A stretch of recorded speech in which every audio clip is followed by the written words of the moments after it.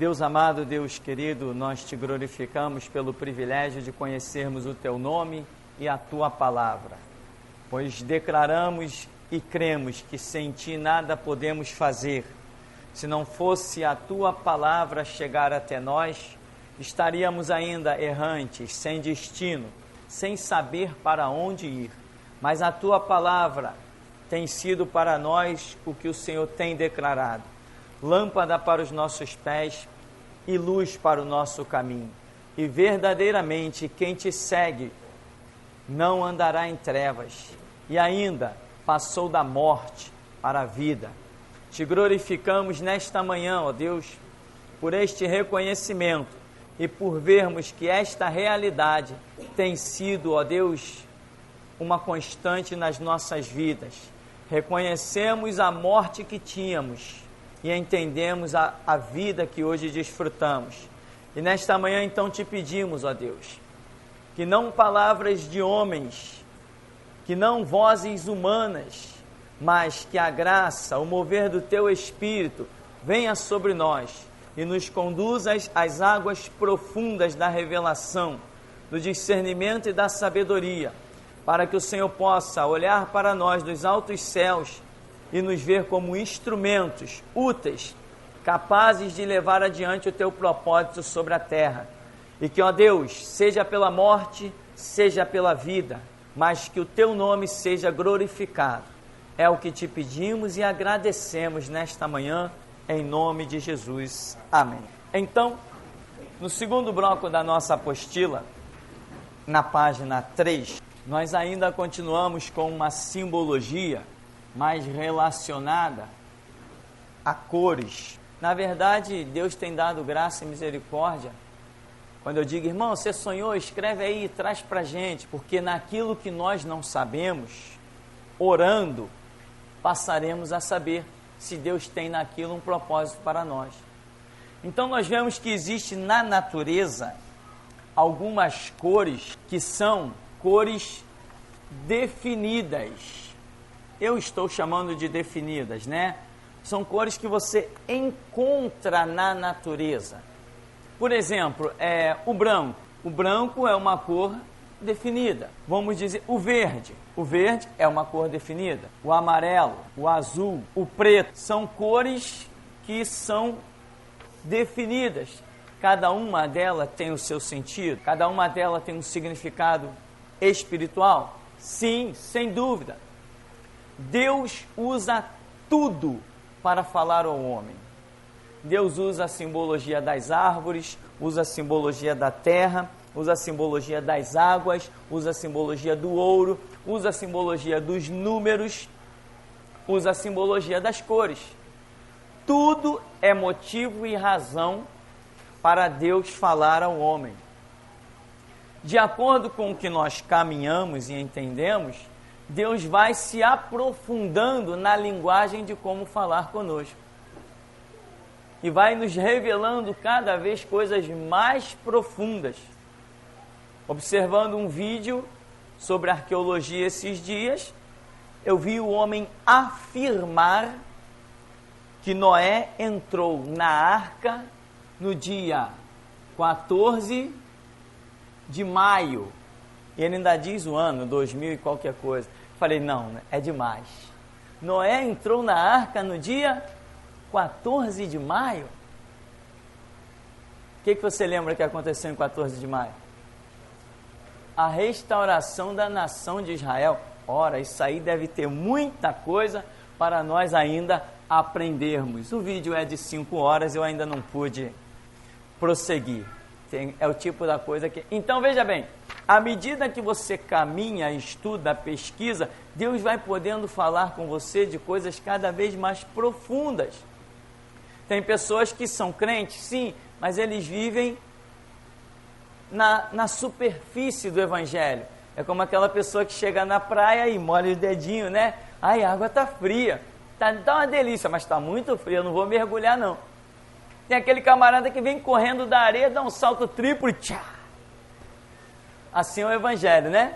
Tem gente que vive na superfície, molha o dedinho, e tem gente que quer mergulhar, mas para mergulhar tem que pagar um preço. Então, tudo é motivo para Deus falar.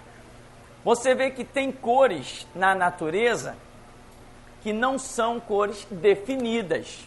Por exemplo, o rosa. O rosa não é uma cor definida. O cinza. O cinza não é uma cor definida. Você percebe no rosa uma mistura. Não percebe? Você percebe no cinza uma mistura. O rosa tem um pouco de pigmento vermelho, tem um pouco de pigmento branco e assim vai. Outras cores não, elas são aquilo. São puras. Então, de tudo isto existe uma maneira. Por exemplo, Deus nos trouxe uma revelação há um mês e meio, mais ou menos atrás, em que demonstrava uma pessoa com uma roupa rosa. E orando, ora, o que significa uma roupa rosa? Só Deus revelando. E Deus nos revelou, foi daí que eu comecei a entender o significado das cores puras e das cores mistas. Se a blusa é rosa, eu não lembro o que era, se era blusa, eu tinha uma situação que era rosa.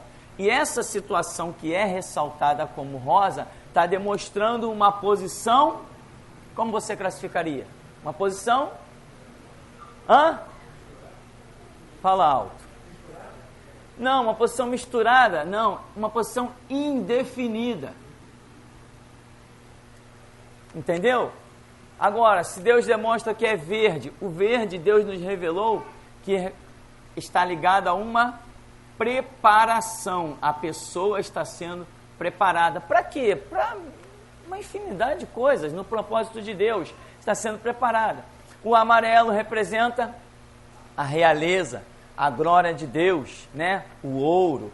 O azul representa a manifestação da divindade, é o celestial. O preto está ligado a trevas, está ligado, muita gente até classifica como morte, de uma maneira indireta pode estar ligado à morte. O branco está ligado à paz, à santidade, purificação, e assim vai. Só que aqui nós temos algumas cores na apostila, cuja referência está se mostrando em Apocalipse. Aqui já estamos falando do reinado do anticristo.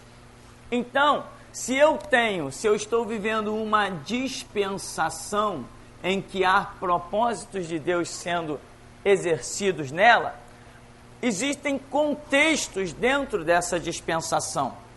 Se a dispensação mudar, muda a maneira de Deus falar com o homem.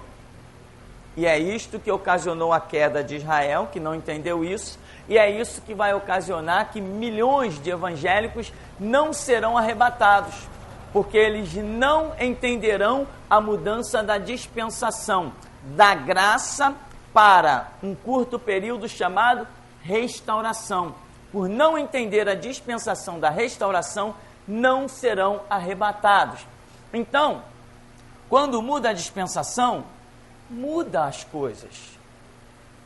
A linguagem de Deus, ela sofre mudanças.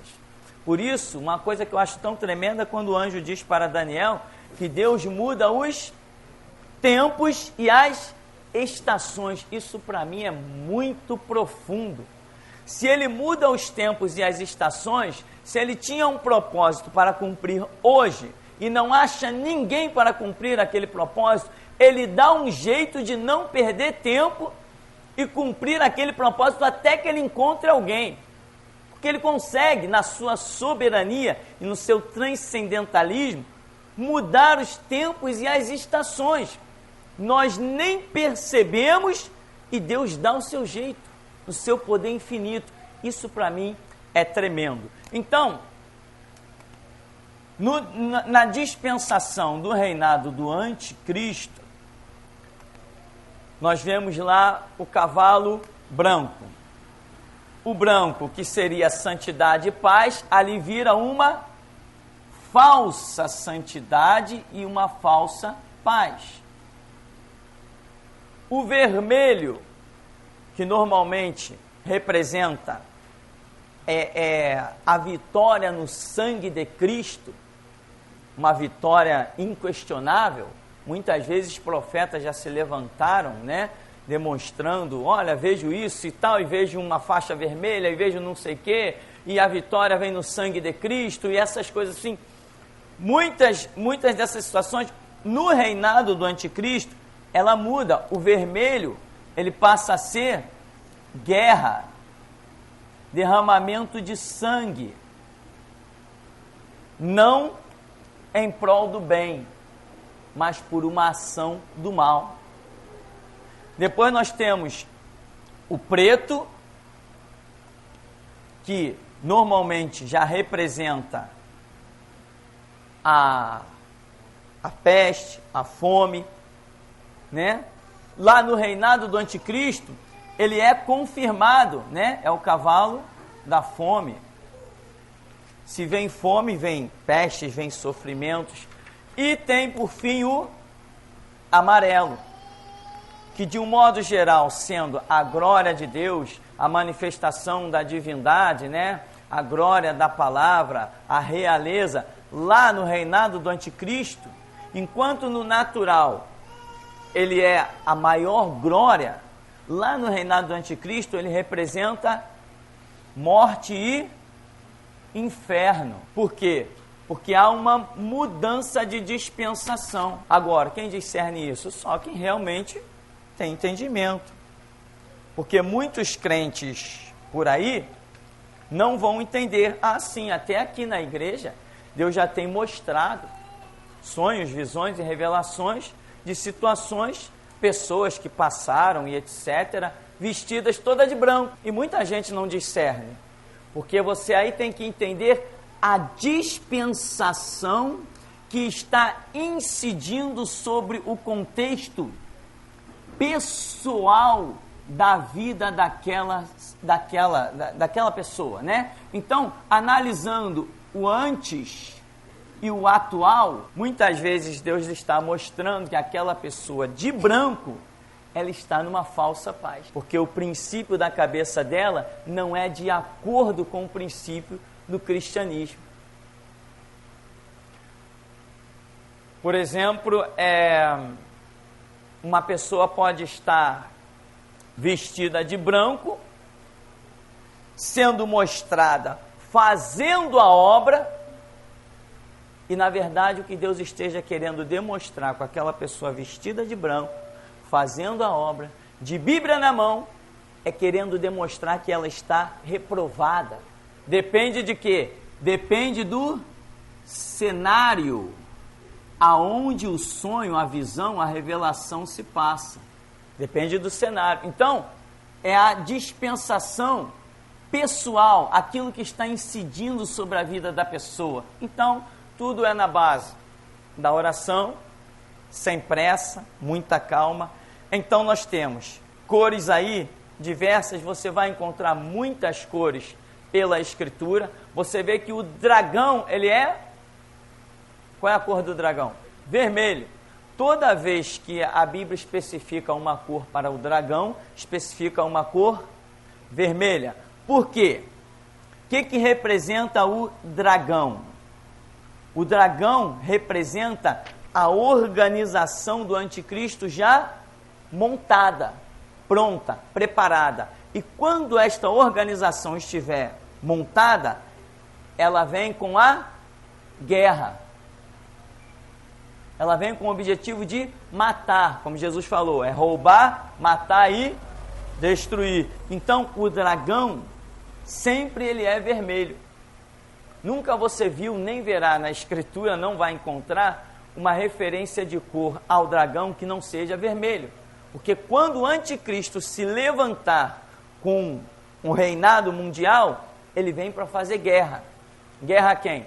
Guerra aos santos do Altíssimo, né? O propósito dele sempre foi guerra contra aquilo que é verdadeiro, que é santo, que é imaculado. Então, você vai achar cores, não só em Apocalipse, não só em Daniel, mas desde Gênesis você vai achar cores, cores para tudo que é canto. Entenda que cada uma daquelas cores tem um significado. Cada uma das cores tem um significado. Cada uma. Bom, tem até umas colocações que eu coloquei aí, de uma maneira natural, como por exemplo no amarelo descrito aí, que diz, de modo geral representa riquezas, minerais, né? Enfim, a realeza. Você vê que até no mundo natural tem um significado também para as cores. A bandeira brasileira, por exemplo, cada cor daquela tem um significado dentro do contexto governamental, né? Dizem que o azul representa o celestial, o céu. Dizem que a maneira como aquelas estrelas estão na bandeira brasileira representa a posição das estrelas quando foi proclamada a independência ou a república, um desses dois eventos. Então aquelas estrelas estão na mesma posição do dia da proclamação da república, se não me falha a memória. Dizem que o amarelo representa as riquezas abundantes que existiam no Brasil, quando Portugal roubou tudo, levou tudo, né? E que mais? O branco, aquela faixa branca, dizem que representa a paz da nação. E em cima dela escreveram ordem e progresso. O Brasil não é uma das piores nações. Se olharmos para trás, nós vamos nos sentir muito felizes, mas ainda tem muita coisa a ser feita. Então, cores. Alguma pergunta? Alguém sonhou? Alguém sonhou que estava vestido de branco, ficou feliz da vida, agora já não está tão feliz? Nenhuma pergunta? Bom, eu falei aí sobre dispensação, e aqui temos uma pergunta. O que é uma dispensação? Né? Dispensação, temos falado abundantemente, um período de tempo em que nós classificamos ele tanto de histórico quanto de espiritual, em que naquele período Deus está tratando com a humanidade de um modo definido. Isto é dispensação. Nós vemos na Escritura muitas dispensações. Vemos grandes dispensações como a lei, depois a graça e depois o milênio. São as três grandes dispensações que estarão sobre a humanidade. Nós temos curtas dispensações. Nós temos dentro do período da lei, dispensação chamada de inocência, né? Consciência, era patriarcal, temos dispensação do governo humano. Cada período daquele dos livros, normalmente eles revelam uma dispensação. Por exemplo, Juízes era considerado governo humano, não tinha lei, não tinha regra, não tinha nada no tempo dos juízes. Nós temos o período dos reis. O período dos reis é uma dispensação em que Deus está tratando.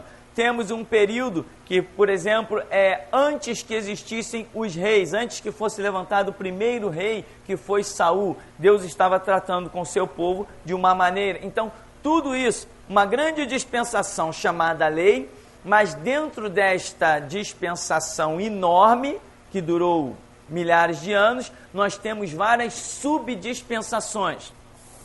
No tempo da graça, você vê uma dispensação interessante, que é digna de muito estudo, é quando Deus está ainda tratando com Israel no domínio do Império Romano. Roma está governando sobre Israel, mas o templo de Israel ainda está de pé. Deus está tratando com o seu povo ainda debaixo de um jugo romano. E Jesus nasceu em que período? Jesus nasceu no período em que o Império Romano está dominando tudo. Jesus não veio ao mundo quando estava tudo em paz. Jesus não veio ao mundo, vamos dizer, no melhor período para se nascer. Jesus não veio ao mundo quando ia encontrar toda facilidade, não ia ter perseguição, não ia ter nada disso. Não, ao contrário, ele veio ao mundo no período em que o povo de Deus está sendo massacrado, oprimido, sem direito a nada, pois Deus ainda mantém o templo de pé sob o domínio romano. Isso também é uma dispensação muito específica e digna de muita atenção. Se Jesus veio ao mundo a primeira vez, quando Roma está dominando sobre tudo e todos, quando será que ele virá a segunda vez? Visto que as coisas são repetitivas na Escritura. Então, é uma dispensação, ou melhor, uma subdispensação digna de muita atenção. Você vê o que fecha o tempo da lei. Como que a lei é encerrada? Até quando durou a lei? Até João. Opa, então peraí, a Escritura, ela é catedrática em dizer que a lei durou até João. Então Deus quis que eu tomasse conhecimento de que a lei durou até João, porque se isso não fosse dito, eu não saberia. Iam vir as milhares de interpretações, né? Até hoje tem um monte de pastor palhaço discutindo quando que a igreja foi fundada. Não, a igreja foi fundada quando Jesus chamou os 12. Não, a igreja foi fundada no dia de Pentecostes que o Espírito Santo desceu. Não, a igreja foi... irmão, entendeu? É só não ter uma referência, os palhaços começam a viajar na maionese. Então aqui Deus quis que nós soubéssemos que a lei durou até João. Então, João representa o quê? Restauração. Amém. Mas João pregava diferente da lei, ou João se levantou contra a lei? Não. Então, a lei durou até João, mas João não aniquilou a lei. Entende? O grande mistério? A graça durou até a restauração que hoje estamos vivendo. Mas nós não estamos aqui para aniquilar a graça.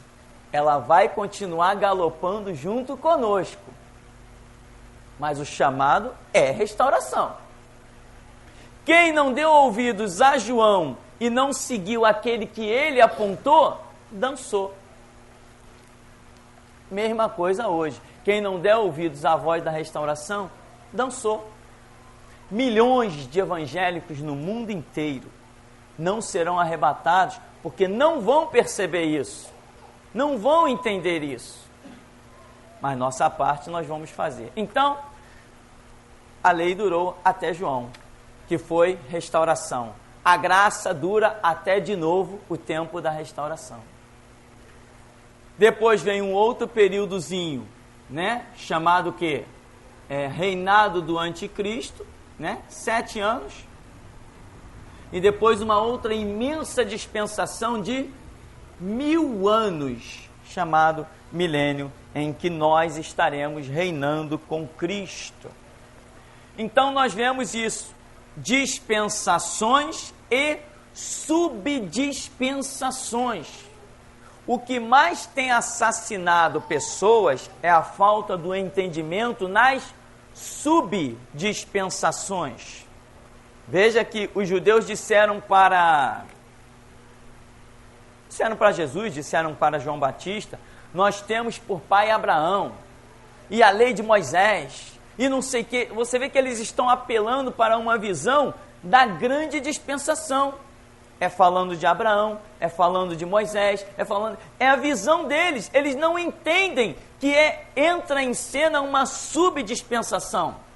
A Bíblia diz que toda a multidão em circunvizinhança ia ter com João Batista no deserto. Mas fala pelo que eu entendo, fala de um pouquinho de judeu indo lá. Por que os judeus não se levantaram em defesa de João Batista quando Herodes o prendeu? Por que ninguém apareceu para defender João Batista? Herodes foi lá e mandou prender João. Acabou. Ninguém disse nada. Ninguém questionou nada. Por quê? Porque não entenderam quem era João Batista. Não houve nenhum questionamento. Então, o que mais assassina pessoas em toda a história do sacerdócio, vamos assim dizer, é a falta de entendimento das subdispensações. Períodos grandes, por exemplo, hoje. Hoje tem pessoas que dizem assim, eu digo assim, meu irmão, esse negócio de evangelismo acabou. Eu gostaria de ir para as praças e pregar, porque boa parte da minha vida foi fazendo isso. Mas hoje eu não posso fazer isso. Já até orei e Deus nunca me permitiu. Temos recurso de sobra para montar aparelhagem nas praças, nas ruas e sair pregando a evangelização. Eu estou proibido. Se um dia Deus disser, vai para as praças, é restauração, não tem evangelização. Eu não vou pregar para o traficante, eu não vou pregar para o viciado, eu não vou pregar. A mensagem será sempre restauração, alcançar as ovelhas perdidas da casa de Israel.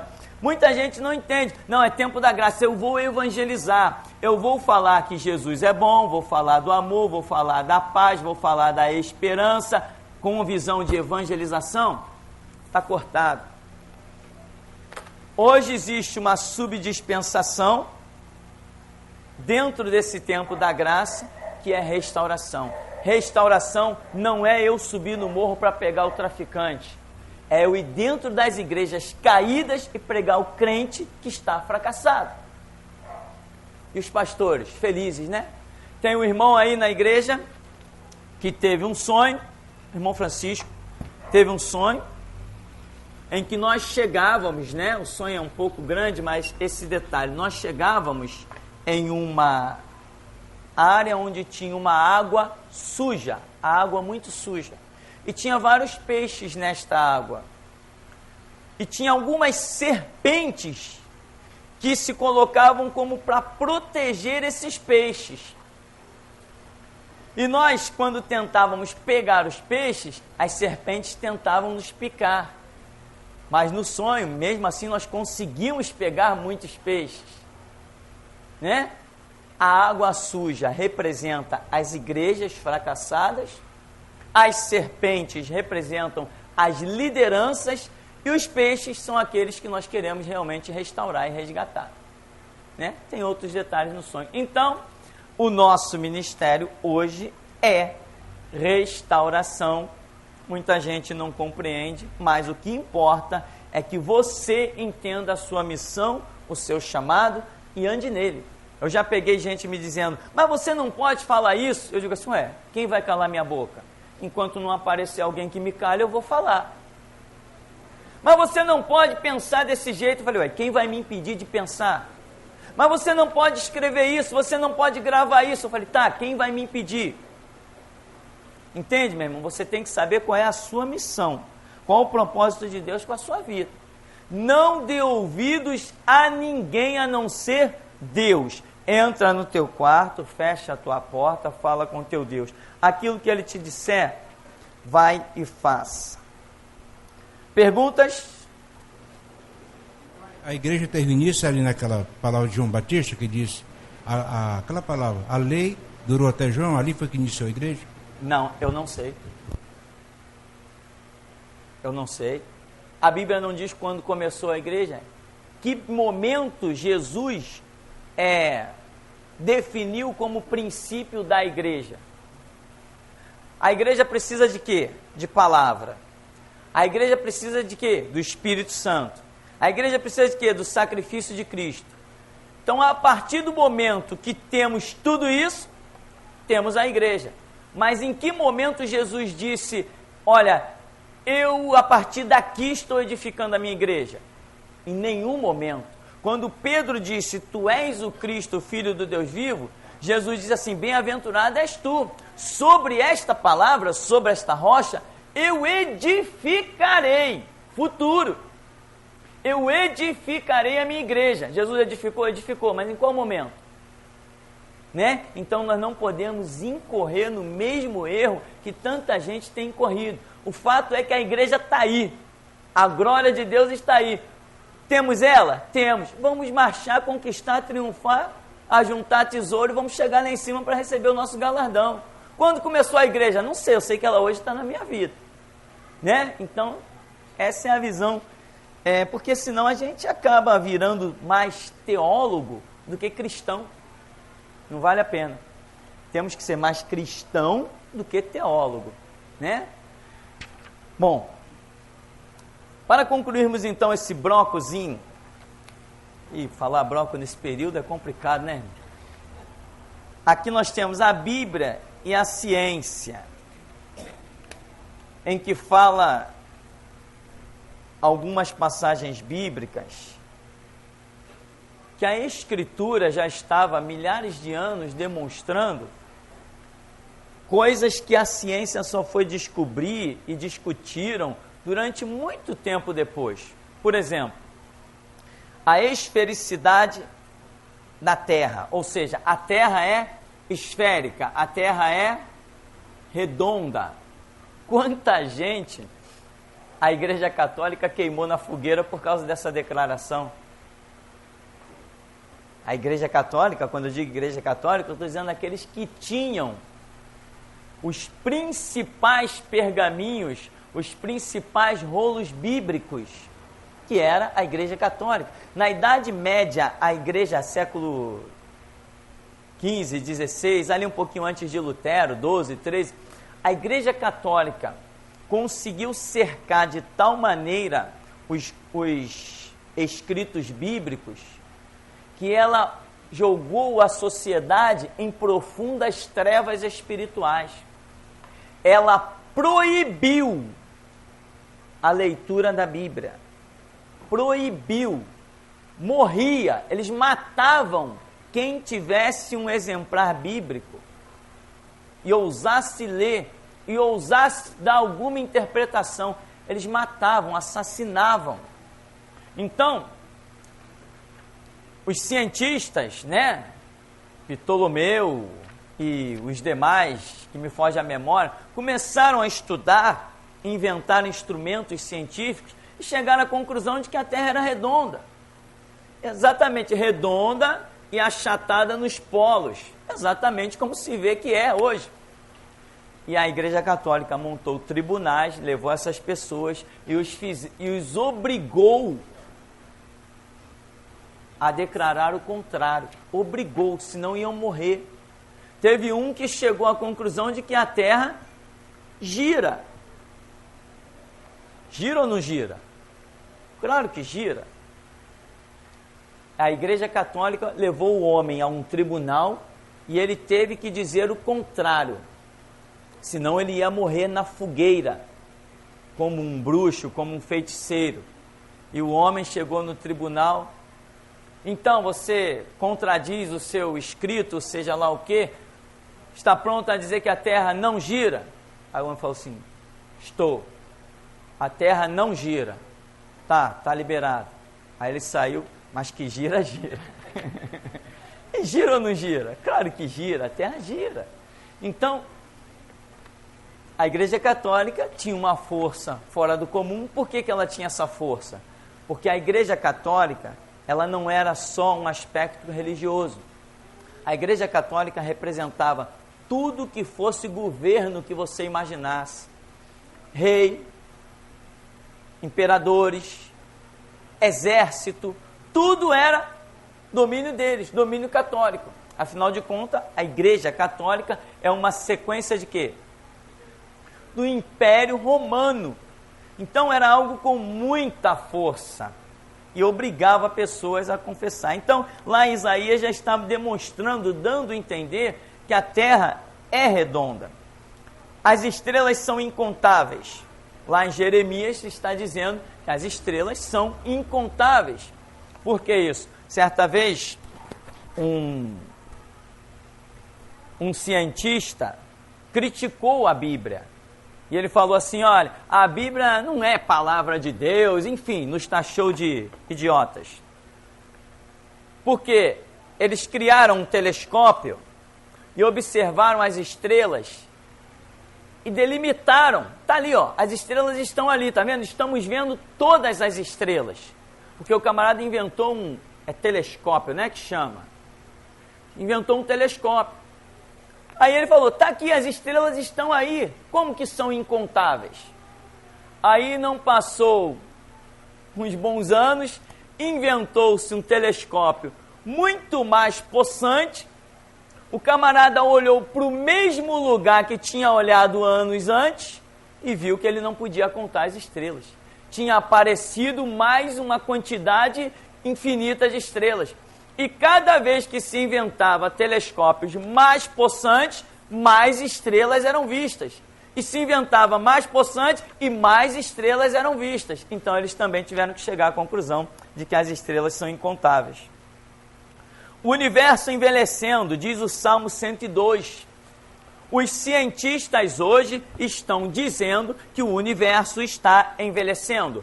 O Sol já possui vários pontos negros. Esses pontos negros, dizem os cientistas, é porque o Sol está apagando. A Terra que gira, né, está, segundo os cientistas, está diminuindo. Embora a gente ache que o dia está passando mais rápido, afirmam os cientistas que a Terra está diminuindo a sua marcha rotativa. Está parando, está envelhecendo. Todo o sistema da galáxia, todo o sistema do universo, os cientistas dizem que vai chegar um momento em que tudo isso vai parar. O Sol vai apagar, a Terra não vai mais girar, entendeu? E horrores vão acontecer e o mundo vai acabar. Declaração das melhores revistas mais vendidas que falam sobre ciência do universo. Só que a Bíblia já está dizendo que o universo já era propósito de Deus que ele envelhecesse. Só que haverá uma restauração. Quando? No milênio. No período do milênio, haverá uma restauração completa da Terra, não haverá? Eu imagino que essa restauração seja estendida a todo o universo. E aí nós poderemos viver ainda na Terra por mais 1000 anos, pelo que eu entendo que seja propósito de Deus. E depois dos 1000 anos, será vista a Nova Jerusalém. Fogo no interior da terra, diz lá o livro de Jó. Hoje a ciência, desde a 4ª série, né, a ciência já nos mostra, nos seus livros, que no interior da terra existe fogo. Os vulcões são erupções que ocorrem lá no interior da terra e vaza. Então, novidade? Para a Bíblia, não. O vento vem do sul. A ciência diz que todo vento ele parte, ele tem o seu movimento inicialmente do sul. A Terra suspensa no espaço. Muita gente já morreu por causa disso, né? Porque, segundo os hindus, né? Eles são demais, esses são bons mesmo. A Terra é suspensa como? Por elefantes. 4 elefantes sobre uma tartaruga gigante. Só que a tartaruga, eles não dizem onde que a bichinha está. Não dizem em que ela se apoia. Mas, para a religião hindu, a Terra está suspensa, segura por uma tartaruga gigante, 4 elefantes. Isso que é uma loucura. O homem sem Deus, sem a Bíblia, ele realmente né? E eles defendem isso aí com todas as forças. Porém, a Escritura diz que não, que a Terra gira sozinha no espaço, sustentada pelo poder de Deus. E a ciência hoje, né, conseguiram viajar, sair da Terra, fotografar, girar a Terra e viram, não tem nada segurando a Terra, está sozinha no espaço. O ar tem peso. Cientificamente, você carrega sobre a sua cabeça o peso de um automóvel. Cientificamente, você carrega, pela quantidade de ar que tem peso, você carrega sobre a sua cabeça o peso de um automóvel. Está feliz com a notícia de que você é forte? Não é só Incrível Hulk que faz. Então, isto está provado cientificamente, né? Que você carrega sobre a sua cabeça o peso de um automóvel. O ar tem peso? Tem, claro que o ar tem peso. Está mais do que provado, na balança. Enche qualquer coisa aí e põe lá na balança, você vai ver que o ar tem peso. O que mais? O vento se movimenta em círculos. O movimento do vento é assim, em círculos. Você já viu aquelas filmagens dos ciclones que acontecem nos Estados Unidos? Dá para ver direitinho o movimento. A Bíblia diz isso e hoje a ciência já provou, né? Porque, o que é um ciclone daqueles violentos? É quando o círculo que é feito pelo ar, ele é muito, muito curto. Quando esse círculo se torna muito curto, é um problema. Mas quando ele é um círculo bem maior, você quase não percebe, ele vira uma brisa. Quanto maior o circuito do ar, mais suave ele é. Mas quando ele vem num circuito muito fechado, ele fica um vento violento. São os tais ciclones, furacões, os euninhos da vida, esses nomes que todo mundo dá aí, né? Então, o vento se movimenta em círculos, está lá escrito na Bíblia. Então, nosso assunto não é ciência, é Bíblia, mas mostrando que a Bíblia já revela fatos científicos antes que a própria ciência tomasse os seus galopes. Perguntas? Nenhuma? Então nós vamos dar uma paradinha e já já a gente volta.